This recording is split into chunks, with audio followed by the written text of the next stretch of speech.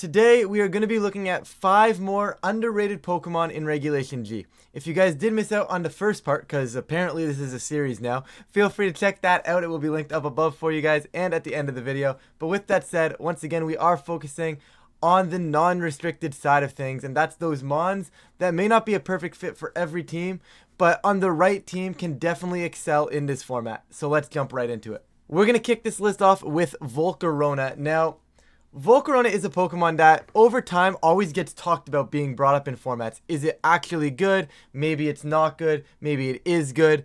But actually, here we are. We're going to get to decide if it actually is or not. Now, Bug Fire tends to be a nuisance a lot of the time because often in formats, there are a lot of rock moves, right, that go around, and you're going to want to Terra out of those. However, off the top of my head right now in Regulation G, now I could be completely wrong, but I can't think of a rock move that is incredibly common right now. I don't remember the last time I've been praying that, oh, please don't flinch me with Rock Slide, because I just haven't seen it. Haven't seen a lot of rock moves going around right now outside of maybe those Meteor Beam Pokemon like the Lunalas. But overall, not that many rock moves going around.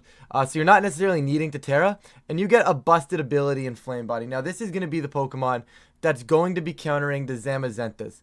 Now, Zamazenta Shenpao is a very popular core. Volcarona should be doing very well into that in theory, especially because a lot of the Zamazentas are choosing to drop the Iron Defense for like a Wide Guard or maybe a Snarl. Oftentimes it is Wide Guard right now though, and they're not running that setup option. So whereas normally if the Zamazenta would bulk up and maybe get to +5, +6, it would actually start just shredding your Volcarona. It would not be fun. But if they don't have that setup option anymore, and as I said, a lot of them aren't, Volcarona becomes a very, very viable option to defend that. Now, you see this right here, and you've got that 65 base defense, and that's really, I think, what's keeping Volcarona from being a meta Pokemon. But I think you can fix this, right? You get a lot of cool things with Volcarona, right? You've got speed control if you want it. I'm not saying you would go Tailwind, but it's there if you want it, right? You get big offense options with Heat Wave, Fiery Dance, because it'd help if I could type in the right slot, right? But in Fire Dance, and the concept here would be you pick one, and if you're using this as your Zamazenta answer, and you're saying the Zamazentas are going to have Wide Guard, Fiery Dance makes a little bit more sense. You get that 50% chance to boost your special attack, which is never a bad thing, right? And you can just be that support. Flame Body's not enough for you? Okay, maybe I run Will-O-Wisp too, right? Just make sure I'm getting that burn to the best of my ability. Now, you can run this as a support set, like you see here, maybe with a Rage Powder, right? And just absolutely bulk this thing up. And I'm talking like you go bold. I'm talking you put a load of bulk into this thing. Throw some HP there, hit a speed stat that you like, maybe like 129, outpace those timid Pelipers. I don't know why I say that in every video. It feels like I say that in every video now. I'm like, oh, you outpaced the timid Pelipers, right? But I'm talking, you're going to put a lot of bulk. Now, this is probably just a bad spread, guys. I'm just sliding numbers here. But this is the concept I would take with a Volcarona that you can take. Because you also have the other option, right? And that other option is where you say, well, I'm going to use Volcarona as its own piece. And that's where you're going to go either a Heat Wave. Once again, you're going to pick your Fire move. And you're going to have options for Quiver Dance, right? And then you're going to set up your Volcarona. And you're going to be that Pokemon that's tough to take down because you have a set up Volcarona to cover for those special attackers as well, right? There's numerous ways you can approach this Mon. And I think because of that, there's a lot of opportunities for Volcarona to sneak into the meta. It matches up relatively neutrally into those Calyrex. Shadows, I'm not necessarily a fan of using it as a Calyrex Shadow answer. However, with a Quiver Dance, you get a couple of those up. You probably outpace the Calyrex Shadows. Calyrex Ice is actually a pretty decent matchup for you because you resist the Glacial Lance, right? And that's why I suggest, you know, the bulky spread, right? Because you're going to want to be on the field because you're pretty frail, right? And a couple Glacial Lances at +1 or +2 are going to just shred you. So you put a little bit of bulk in this. Maybe you go Terra Water. Whoops. Maybe you go Terra Water and you force them to click the high horsepower or their close combat into you. Then you can maybe get the burn on them because they're just by them simply attacking you, right? And you get a lot of options with that as well. Fake Out going around. Being able to burn things in this format right now is massive. A lot of these physical attackers really do not appreciate this threat of a burn going into them or just simply the burn straight up going into them, right? I do like the supportive set. I think it has a lot of potential. And you can run this thing with maybe a Rocky Helmet. You commit to full support. Maybe if you're going setup, you commit to Citrus Berry. Maybe you even go Citrus Berry on a bulkier variant, right? You have a lot of options with Volcarona, and I really think it has a spot in this metagame. My main problem with Volcarona, much like my issue with, like, back in the other video, I believe I suggested Ceruledge, but my main issue with these cool fire types that are kind of meant to wall Zamazenta is a lot of the times, unless I'm willing to go a double fire type, I am not having Incineroar on the field. And by not having Incineroar as an option for me, where do I go to get Intimidate? Like, I don't know where my next Intimidate mon is going to be if I'm not having an Incineroar. Because Landorus, not that great right now. And if I search Intimidate, I don't have a mon that I'd want to use for Intimidate. I mean, Arcanine is kind of cool, but then I'm still doubling fire types, so I may as well go Incineroar. Hitmontop is cool, but it might be a little bit too frail there. Doesn't think it really does all that much, right? And then, of course, Gyarados, once again, cool, but not that great. There isn't another Intimidator, so it's kind of that trade-off that you no longer have the Incineroar if you're going to use this Volcarona, or you're going to have double fire type, and if you're double fire type, it can kind of get abused. But you can do a lot with this. If you Terra Water, Surging Strikes has a high chance to burn those Urshifus that are around right now, right? Terra Water probably walls out those Calorexes, which is very good. I mean, you could also, in theory, go Terra Grass to beat the Amoonguss, but a lot of the times, especially where we're at in the meta, a lot of those Amoonguss are beside Calyrex Ice right now. If you're running Amoonguss, chances are there's a very likely chance that there's a Calyrex Ice beside it, because Amoonguss on its own right now loses a little bit of value because of Miraidon. However, it's still incredibly strong on Cali Ice. So I like water. Grass is cool as well. Maybe water, like safety goggles, could be something as well, depending on whatever set you build. But I think, long story short, before I ramble on for like 20 minutes about Volcarona here, Pokemon is incredibly strong. I think it's got a lot of cool niches right now. And in a format where you can have a slot dedicated to doing one or two certain matchups versus other restricteds, I think definitely has a chance to shine, and I'm curious to see how it performs at NAIC. Zapdos Galar is going to be the next one on the list, and I'm probably going to be very brief with this one, guys. There's not a lot for Zapdos, right? But I will talk about its upside. And one of, I think, the main upsides you have for it is you are breaking that Incineroar plus Grass type core, right? Whether it's Incineroar Rillaboom, whether it's Incineroar plus Amoonguss, you are breaking that, right? You've got access to the big Brave Birds, which is massive. You have Thunderous Kick if you want it. You're not sticking on the field long enough to really capitalize, though. So I think Close Combat ends up being a little bit more consistent damage output, which I like a ton. However, Thunderous Kick is never a bad thing. You've got a lot of cool tech moves, too. You get stuff like U-Turn. You get stuff like Knockoff, right? You've got a lot of cool options there as well as this last slot, because you wouldn't have Thunderous Kick, right? And you've also got Coaching.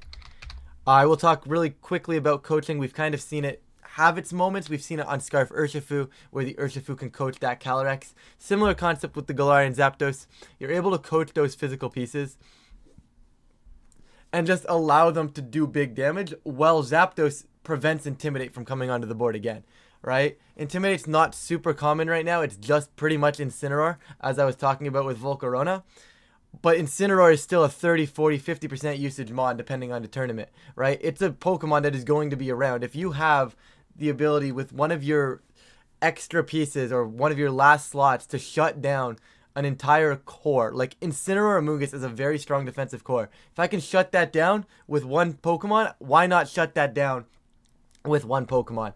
And that's exactly what this Zapdos is trying to do here. You can opt to run Choice Scarf, which is very cool. If you go Choice Scarf Knockoff, actually, right, you can put a lot of pressure onto the board versus Calyrex to force their Terra, right? Otherwise, you might just be able to remove them from the board immediately with a knockoff, and you can capitalize on that. Now, granted, you could also go Terra Steel here. You probably do want to resist Fairy, although the Fairy types outside of those Sun teams, Fluttermane isn't really around anymore, and a lot of times the Fairy types are just defensive Terras into Fairy. We don't have a lot of offensive Fairies going around right now. So you may be able to play around with a different Terra type that doesn't necessarily need to resist Fairy. However, I think Steel or a Poison are both very, very strong for Zapdos right now. right? And like I said, you break that defensive core of the fire types, of the grass type. And if they have an Urshifu as well, you break that too. Like Incineroar, Urshifu, you break. Amoonguss, Urshifu, you break. That's what Zapdos is really good at doing. And I think it's incredible, and I think it needs to have a little bit more usage in the meta. We haven't really seen it. You get the ability to coaching. Maybe it's a Cali Ice that you're coaching. Maybe it's a different restricted that you're going to get the boost on, right?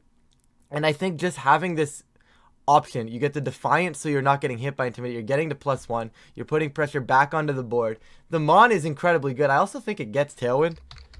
Yeah, it does get Tailwind. I don't think I would run Tailwind on this piece. I think your best set is what I had here. Something similar to this where you're going fast with that Choice Scarf. You pick either Knockoff or U-Turn for repositioning. And then you just send Brave Birds close combats. And if you don't like what you see, you can click coaching and boost up maybe your partner that does like what it sees in the board in front of it, right? Also gets you around Thunderclaps, makes them think twice about if they're going to click Thunderclap into you, right? I think Zapdos has potential. I definitely think there's something to talk about here. Definitely an interesting mon if you're looking to break those Incineroar, Rillaboom, Incineroar, Amoonguss cores. Moving on, and these next two guys are actually going to be, they've actually seen a little bit of usage in LA. We saw Umbreon on that very cool Zacian team end up getting top 4 at the event. And Umbreon is an incredibly cool Pokemon in restricted formats, and it always has been. And I think it always will be as long as Calyrex Shadow is around. You get to do a ton of cool stuff. You get Foul Play, which is incredible. You get access to Snarl if you so choose. You get Yawn, right? And you can just basically hinder them down from the special side of things, or if they're going to try and set up physically, you can bully that back down as well, right? You've got Inner Focus, so you can't get faked out here, right? And then you also get Moonlight. And when you're trying to capitalize against the Sun team, or if you throw this on a Sun team, Moonlight heals 75% instead of 50%. And that is a massive heal to an Umbreon, right?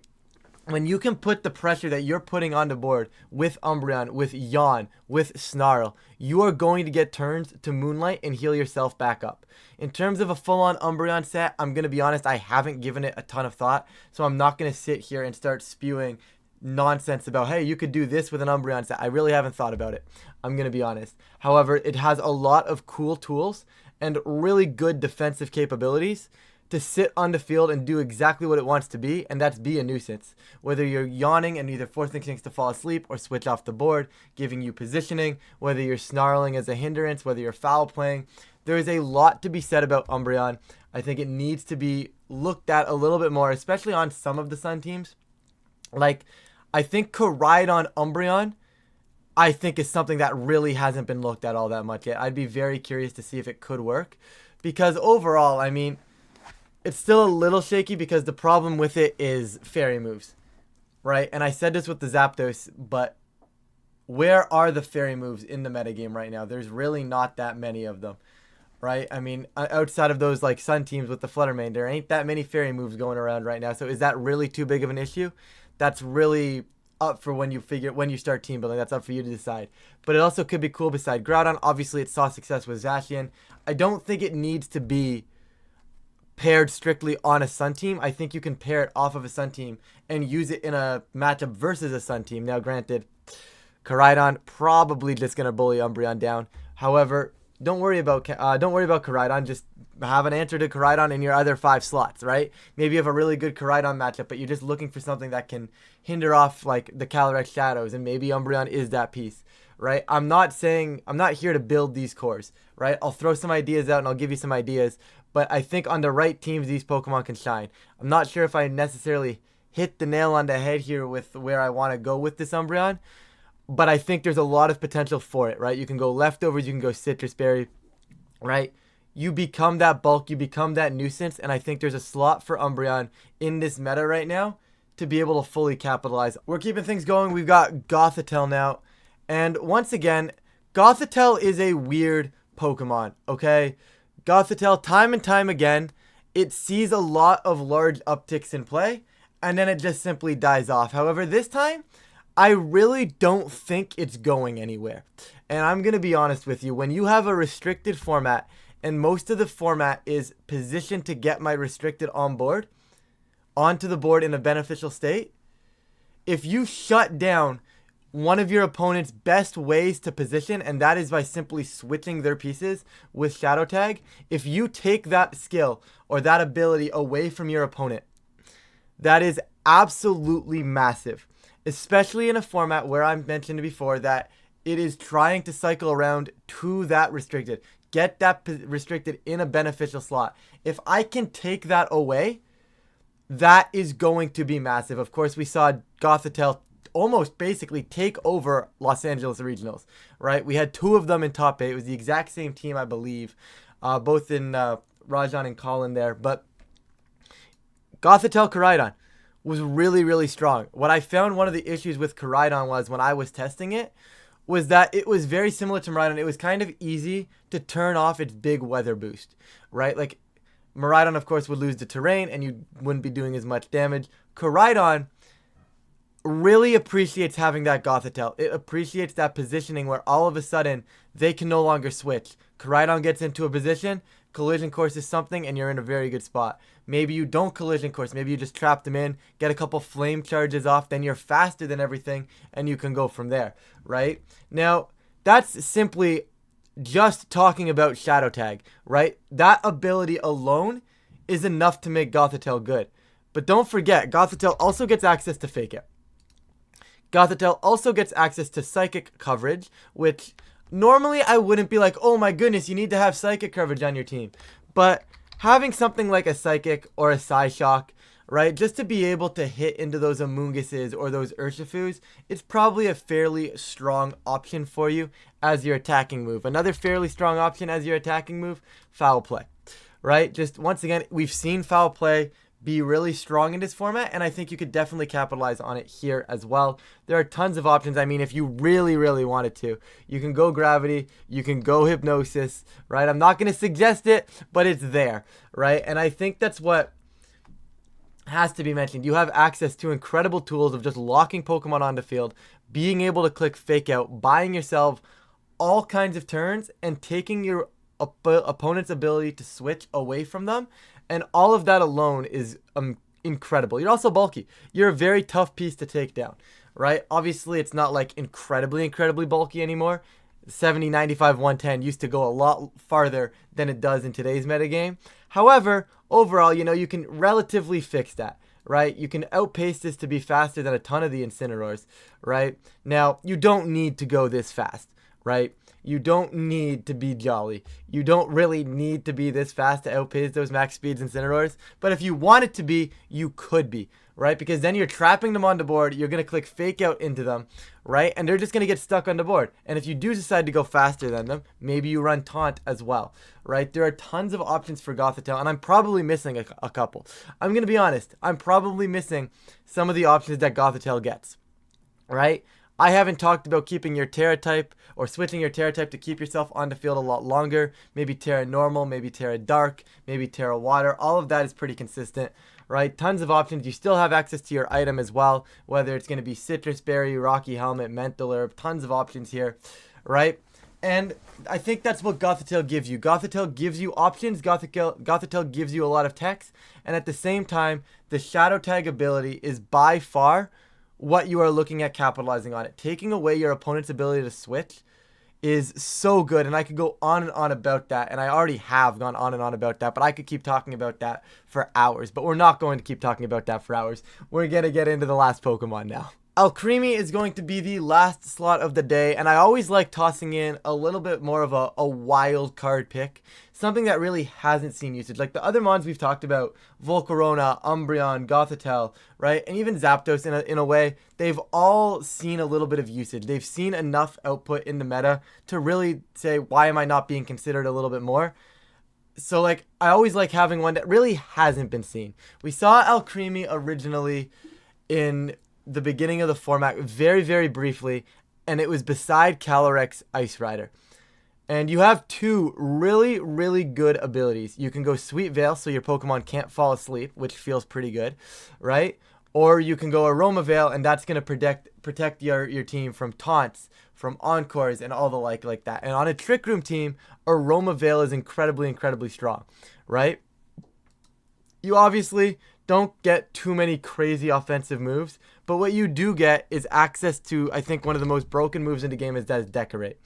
And simply by having Decorate, maybe pairing this with a Calyrex Ice Rider, tends to be where you would go. You can go ahead and just Decorate your opponent and send, and just allow yourself to send +2 Glacial Lances. And I just said opponent, didn't mean to say that. You can go ahead and Decorate your partner and send +2 Glacial Lances. Maybe you Decorate your Calyrex Shadow and you have +2 Shadow, +2 Astral Barrages, right? There's a lot to be said about Decorate. I will always speak highly of this move. It is incredibly good. It works on Smeargle. It could definitely work on Alcremie. It's probably one of the main reasons you would ever use Alcremie alongside that ability, right? That, to me, is the upside. My problem with Alcremie is the stats just don't exist, right? It is really tough to justify using this piece when this is what the stats look like, right? It's just not strong. You can try to bulk it up. It's not amazing. You're not really doing a lot of damage output, really, all that much, right? But you can probably get away with a little bit, right? You get access to Dazzling Gleam and Moonblast, right? Maybe you can go fake tiers beside a Calyrex Shadow, right? You get Helping Hand as well, which is pretty cool. The one thing you also don't get access to is Trick Room, which would have gone a long way. If Alcremie got Trick Room, I think it would be very, very strong beside Calyrex Ice. But I think there may be something here with Aroma Veil and Decorate. There is something to discuss. There is something to look at here. On the right team, I think it could definitely fit, right? I'm not saying this is a Pokemon I would go around slapping on every single team, and I don't think that's the case for any of these 5 Pokemon that I've talked about today. However, I think there's something here. I wanted to bring it up. I'm here to spark that interest with these types of videos, right? Just, wow, I never really considered Alcremie, or wow, I never really considered Umbreon, right? And that's what I'm here to do, right? I'm not necessarily here to build teams. I'm not necessarily here to say, hey, these Pokemon are incredible, throw them on every team. I'm here to spark interest, maybe give you guys some ideas that maybe you hadn't considered. And I think Alcremie is something that fits that checklist that I definitely wanted to feature for you guys because there is something here. Decorate and Aroma Veil and or Sweet Veil both are really, really strong. I think there's something here. If you can find a right team for it, I don't hate it. The problem is you got a lot to make up for. Is there just a better piece that can do this and with like, is it better to have a better statted out Pokemon rather than just trying to lean into having a Decorate gimmick, right? That's up for you to decide ultimately, but it's not a terrible Pokemon. Also, fairy types don't exist right now, so it's not a bad fairy type in general, right? If you're looking to have a fairy type, it kind of just exists, and I don't hate it. Wanted to bring it up for you guys. That is going to do it for this guide video, guys. Hopefully you guys do enjoy. Once again, if you guys do enjoy this type of content, feel free to leave a like and subscribe. It really does help out the channel, and of course, I really do appreciate. If you did miss out on the first iteration of this, I guess what's a series now, that will be linked for you guys in a few seconds. But with that, thank you all so much for watching. I'm going to get on out of here, and I will catch you all in a future video.